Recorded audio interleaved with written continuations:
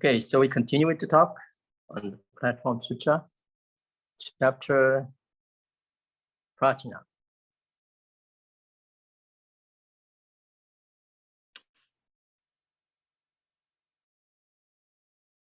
Dear friends, why is it that when people with limited capacity hear about the teaching of Prajna, it is as if a small, shallow-rooted tree is automatically blocked down by heavy rainstorm and unable to continue growing. Those with limited capacities are also unable to endure the profound Dharma. However, the inherent marvelous wisdom of these individuals' own mind is the same as the prajna wisdom possessed by those with great wisdom. There is no difference or distinction whatsoever. So why is it that people with limited capacity, upon hearing this profound and direct teaching, cannot awaken on their own?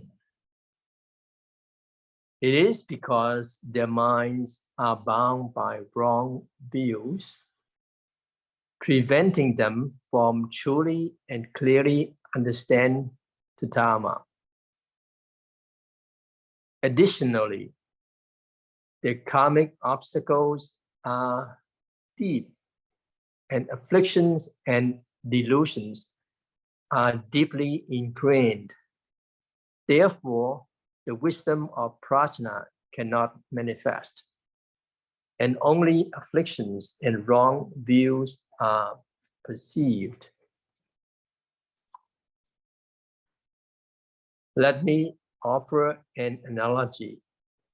It is like the sun being obscured by dark rain clouds, making it impossible to see the sun.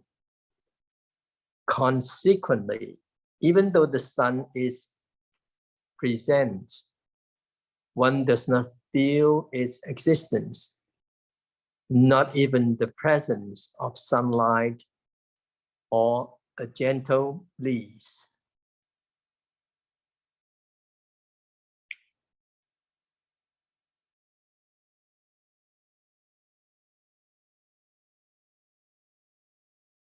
The wisdom of prajna has no big or small. It is because the mind of sentient beings are different in the sense of enlightened or lost.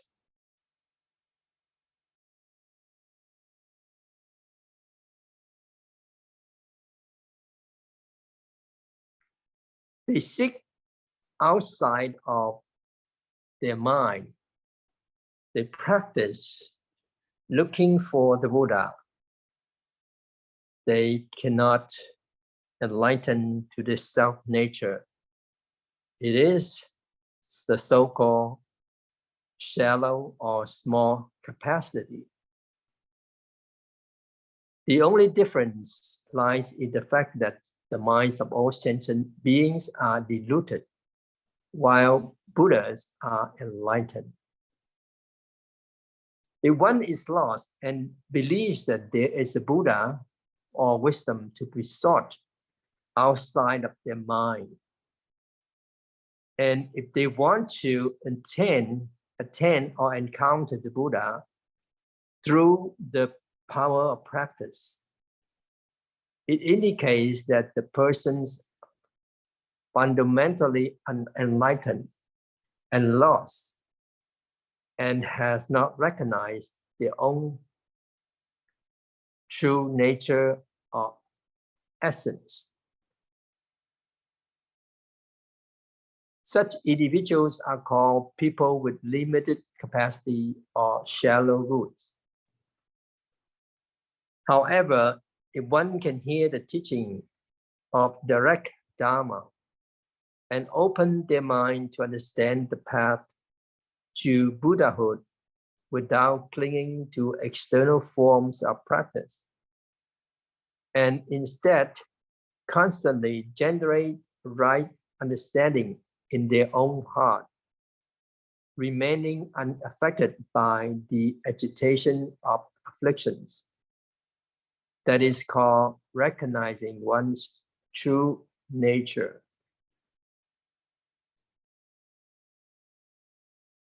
Dear virtuous friends, let us set aside our discriminating minds and eliminate our attachment.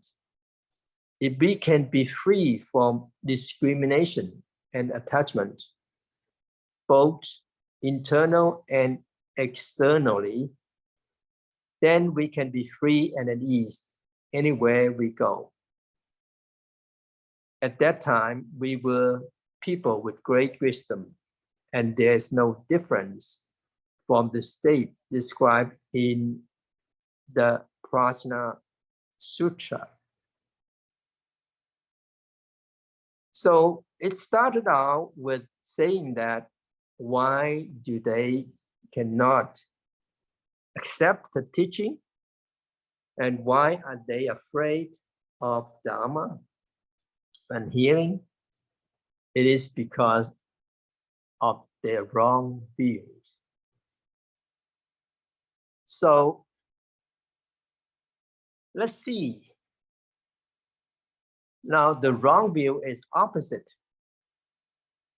with the right views. So the wrong view we mentioned, there are 5 kinds, right?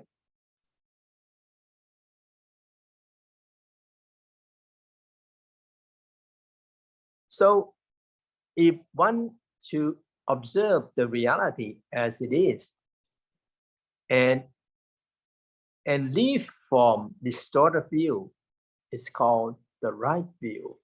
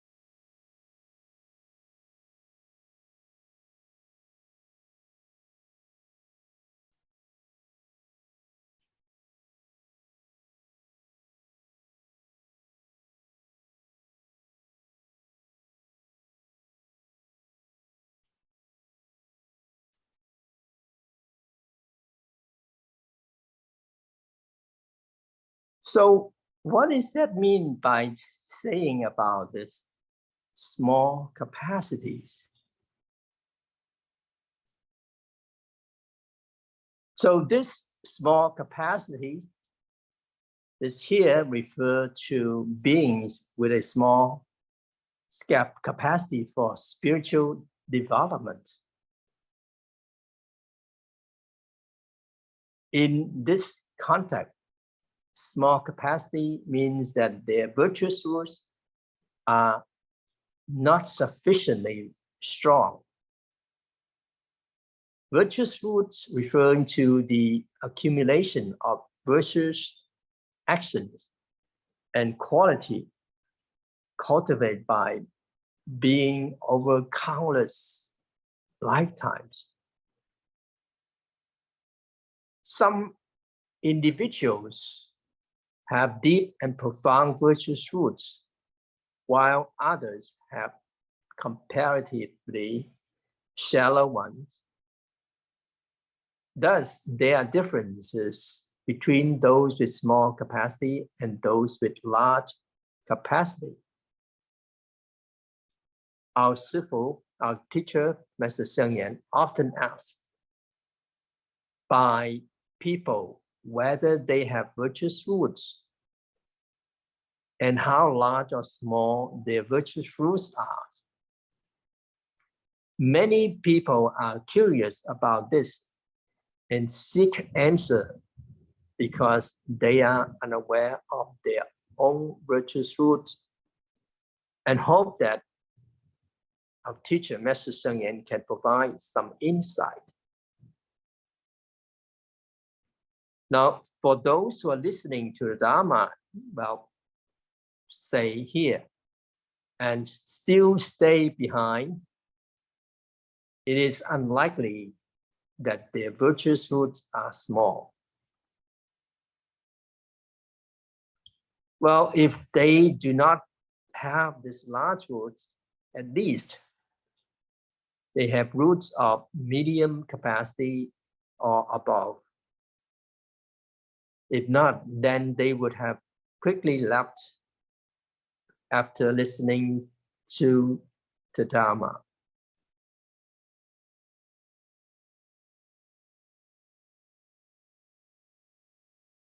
And when they hear about this, they may feel unpleasant. They may feel challenging or even frightening. If you have such feelings indicates that your roots are shallow and small. Otherwise, your roots are at least not very small. Then the question is asked, how to cultivate virtuous roots? To cultivate is like planting a tree or sowing seeds for vegetable or radishes. We need to take care of them by regularly watering and fertilizing them. Sometimes we need to loosen the soil near the roots to help them grow faster and absorb nutrients more efficiently.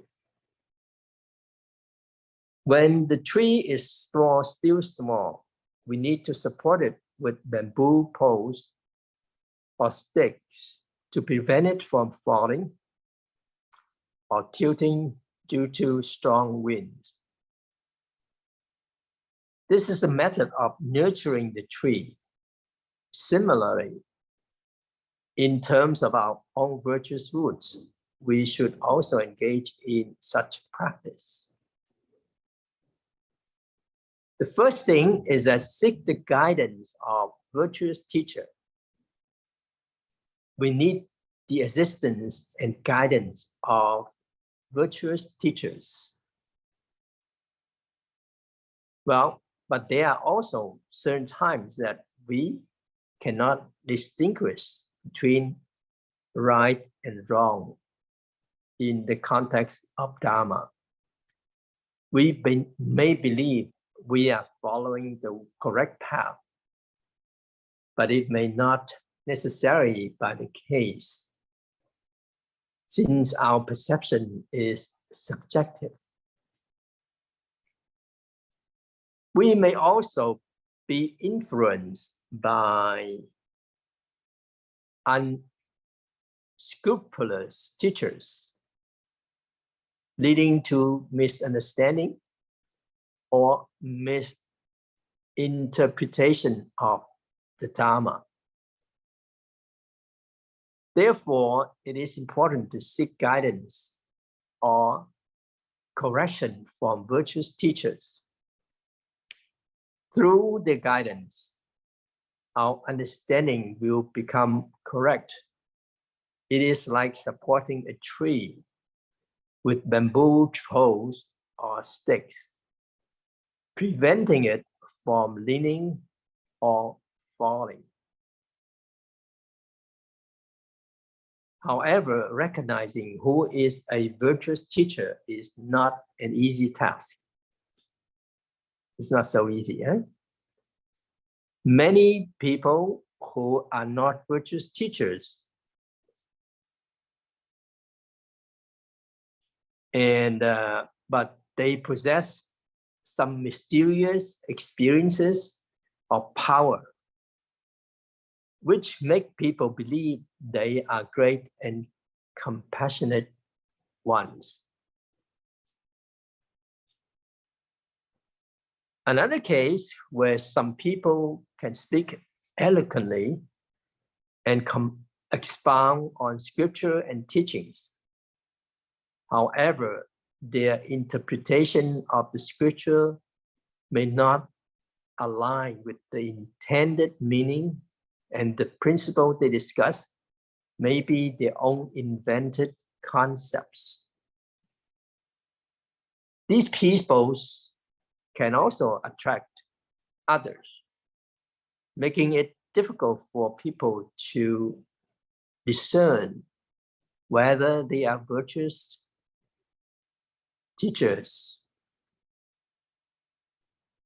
Many people may assume they have encountered the virtuous teacher they were supposed to meet before truly encountering genuine virtuous teachers.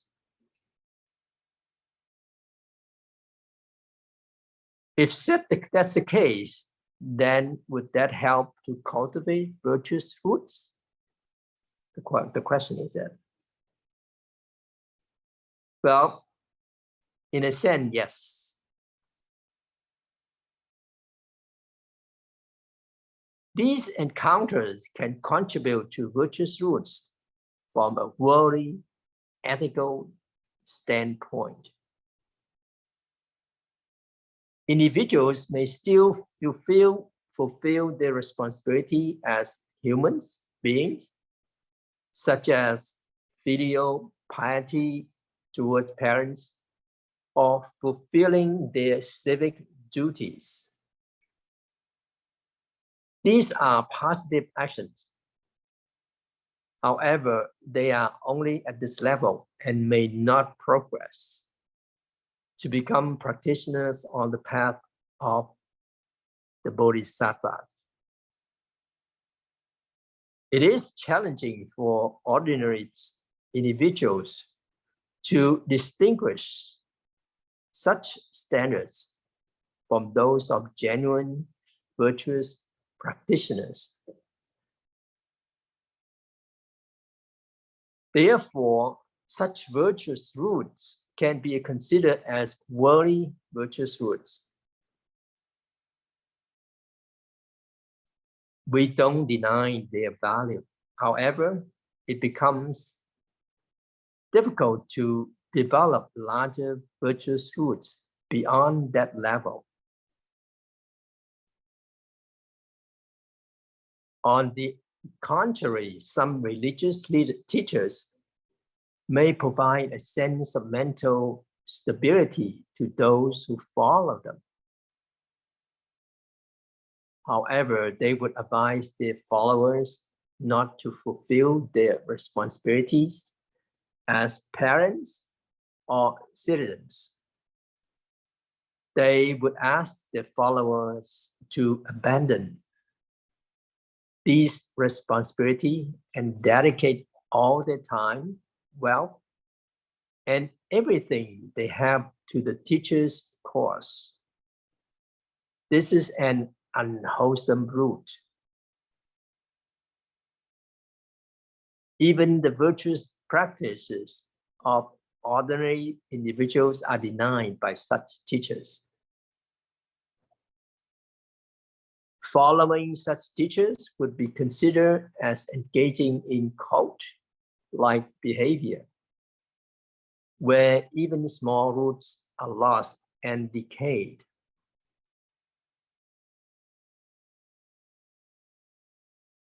To approach virtuous teachers, the person should at least fulfill all their worldly responsibilities. Moreover, after fulfilling these responsibilities, they should not become attached to what they have given or done. See, one step at a time. Fulfill the worldly responsibility. Afterward, not to attach to all the so-called blessing or the merits they have done. So by doing all good deeds without clinging, one can progress further and practice the path of Bodhisattva.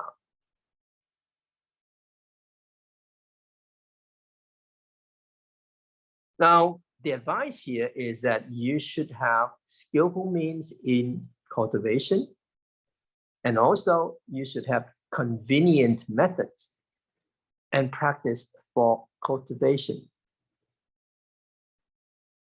Probably you have heard about the teaching on cultivation of Buddhist teachings. And we can summarize in 3 principles. First of all is observing precepts. Second, cultivating concentration. Third, developing wisdom. They are 3 things in cultivation. And observing the Bodhisattva precept. Now, observing precept, we also could divide it into 2 types. One is called abstinence. The other one is called observance.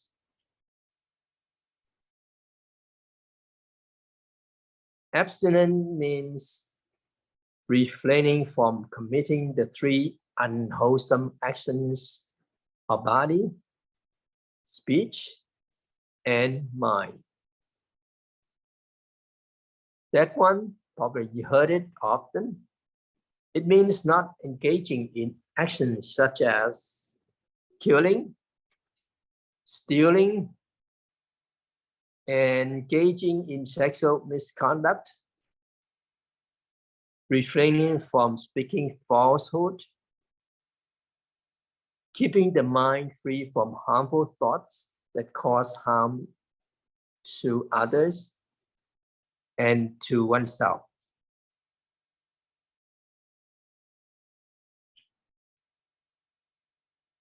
It is easy to understand how harming others can be detrimental. It could cause harm. But have you ever thought about harming yourself?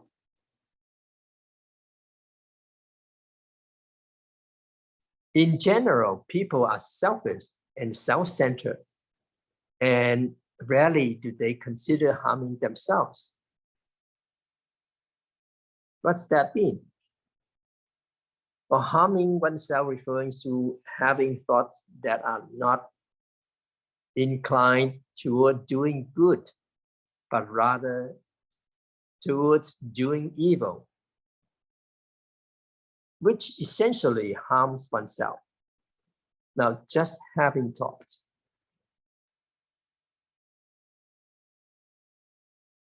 Because the result of doing good is positive and beneficial, while the result of doing evil is negative and harmful to oneself.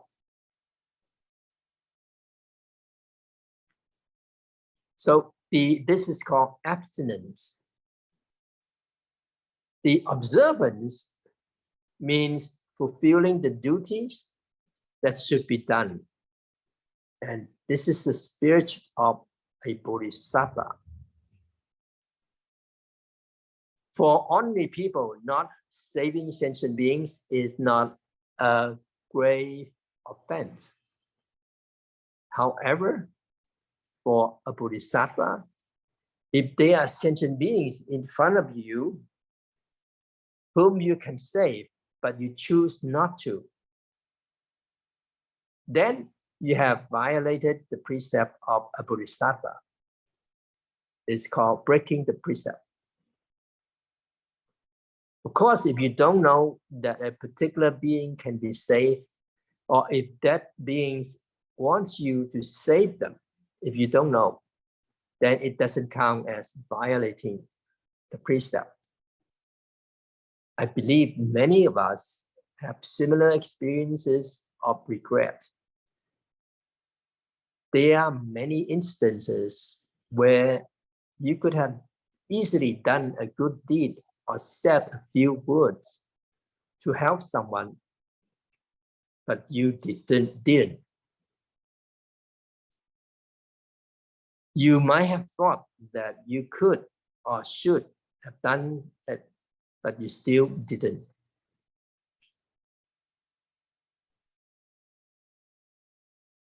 Isn't that happening to almost everyone? It is rare to find someone who has never faced such a problem. In fact, we have numerous opportunities to cultivate good roots. Almost every day, at any given time, we can enhance our own good roots. Well, I'll give an example. When you see a small insect, an ant, or even a mosquito sucking your blood, you can practice the Bodhisattva path and cultivate your good roots. I remember there was a nun. When she was in, well, at that time she was in Taiwan, in our temple. And at night, when she was sleeping, she knew there are mosquitoes. And she just let mosquito, the mosquitoes bite her. And she was like making offering to the mosquitoes. She did not bother to slap them and chase them away or something. And when we see her, sometimes we see red dots on her face. And we knew what happened, because we often ask, hey, what happened to your face? And she said, okay, mosquito bites. Oh, she's practicing like this. And you may feel like this is gross. You know, what happened if you have you got certain disease that's transmitted from the mosquito, right? But she just practiced like that.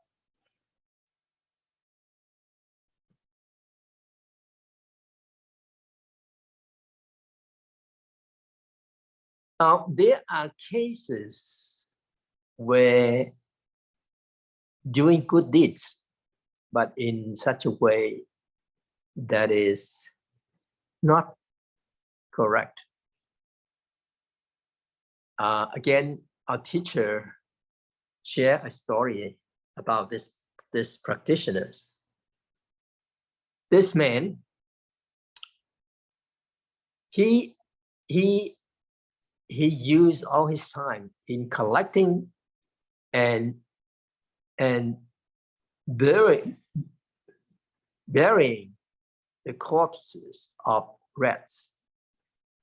So every day he would carry a plastic bag and collect dead rats from the garbage heaps or near the water bodies. He had been doing this his whole life. Seems like he's truly an extraordinary person. And then one day, our teacher asked him how many dead rats that he could find in one day. The answer was that it was kind of strange, because he said before he made the vow, he did not see that many dead rats. Maybe once in every few months. But after making the vow, dead rats were everywhere. It's interesting enough. Whenever he went out, he could find 1 or 2 bags of dead rats. So our teacher asked him if there were any other good deeds he could do besides collecting dead rats. And our teacher told him that when he see a dead rat, he would say a prayer, taking refuge for it, and hoping it will be reborn in the Pure Land. But our teacher also asked him if he does anything for other sentient beings, or if he does anything for people. So the reply from him was that, Master, I'm already too busy. It takes a lot of time to pick up dead rats every day. I don't have any more time to do other things. This so-called, Sifu named this Bodhisattva a Mouse King Bodhisattva. So he specializes in picking up rats. It's probably a karmic connection he formed with rats over countless eons. And therefore, our teacher was saying that people like this go to extremes. Therefore, our teacher advised him, live rats are also important, and there are even more important things, not just rats.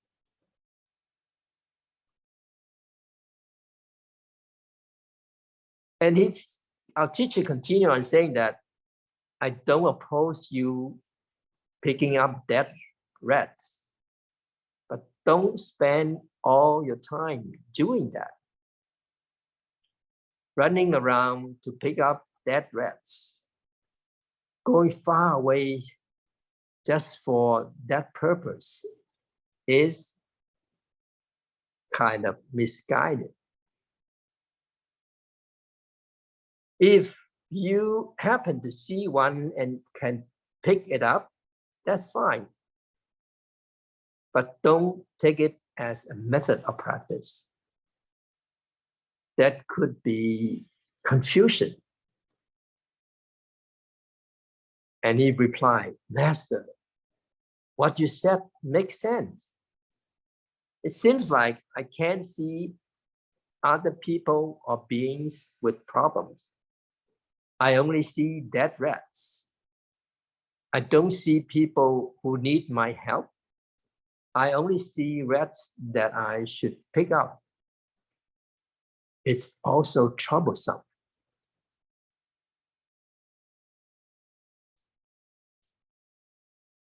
What do you think about this? This kind of deviant perception. So we should not cultivate wholesome roots in this way. Cultivating wholesome root in such manner is deviant. It can be considered wholesome roots, but it is not that you did something wrong, but rather you have deviated. Well, still he was doing something good. So we don't have this mind of killing, anger, or harming sentient beings, right?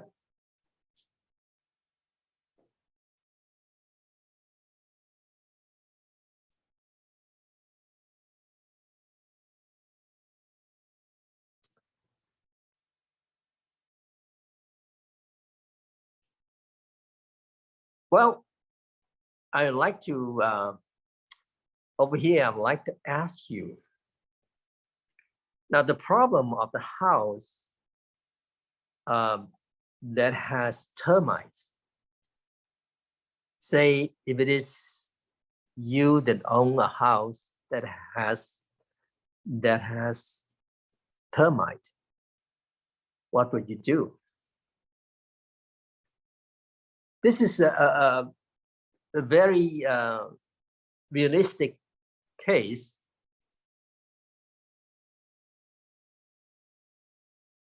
Will you sell it? Just sell it to other people? That's one choice, right? And if you're thinking of, well, I just need to ask for Terminator to come over and get rid of them, or what? What would you do? That could be a thing for us to decide what to do. But if we have termites in our house, it's the real case. So I stop here.